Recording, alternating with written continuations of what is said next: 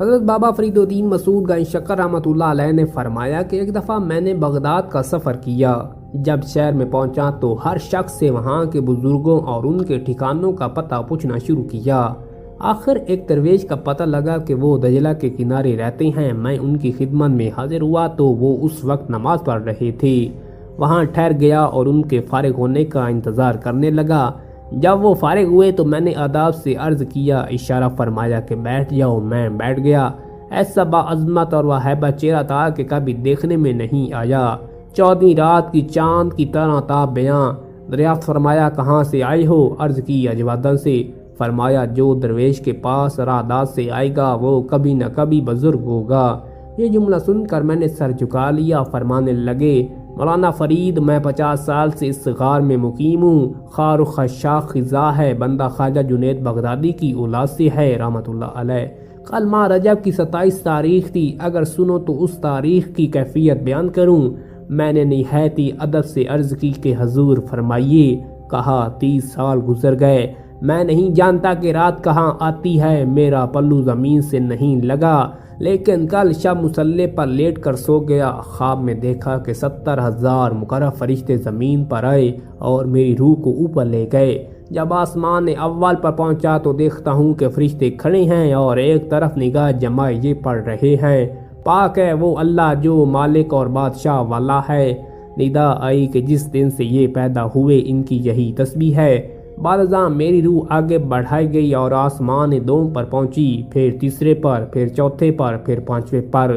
میں جہاں بھی گیا خدا عز و جل کی قدرت کے عجیب و عجیب تماشے دیکھے کہ تعریف نہیں ہو سکتی۔ جب عرش سامنے آیا تو حکم ہوا، بس ٹھہر جاؤ۔ جملہ اولیاء و انبیاء حاضر تھے۔ اپنے جد امجد حضرت جنید بغدادی رحمۃ اللہ علیہ کو دیکھا کہ سر جھکائے بالکل خاموش کھڑے ہیں۔ آواز آئی، اے فلاں۔ میں نے کہا، لبیک اے باری تعالیٰ۔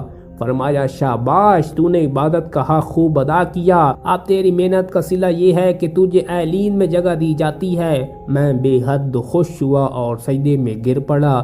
ارشاد ہوا، سر اٹھاؤ۔ میں نے سر اٹھایا، عرض کیا، کچھ آگے بڑھ سکتا ہوں؟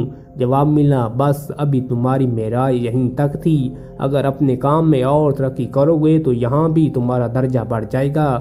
تم سے جو کامل تر ہے ان کی حجابات عظمت تک رسائی ہے۔ یہ سن کر میں نے خواجہ جنید بغدادی کی طرف رخ کیا اور اپنے سر کو ان کے قدموں پر رکھ دیا۔ دیکھتا کیا ہوں، وہ خود سر مسجود ہیں۔ میں نے پوچھا کہ اے جد من، یہ کیا ماجرا ہے؟ کہا، جب تجھے یہاں بلایا گیا تو میں بھی اس فکر میں پڑ گیا تھا کہ کہیں میرے کچھ خلاف تو عمل میں نہیں آنے والا۔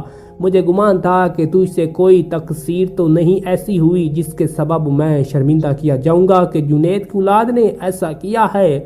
اس کے بعد میری آنکھ کھل گئی۔ پس اے فرید، جو شخص خدا کا کام کرتا ہے خدا اس کا کام بنا دیتا ہے۔ اس لیے چاہیے کہ انسان اپنے فرائض کی ادائیگی میں ہمت سے بڑھ کر منہمک ہو۔ فرمایا، جو شخص شب زندہ وار ہے اسے یہ سعادت حاصل ہو سکتی ہے۔ یہ دعا گو کچھ دن تک ان بزرگ کی خدمت میں رہا۔ وہ نماز عشاء کے بعد نوافل پڑھتے تھے اور ایسے پاؤں باندھ کر کھڑے ہوتے کہ صبح ہو جاتی۔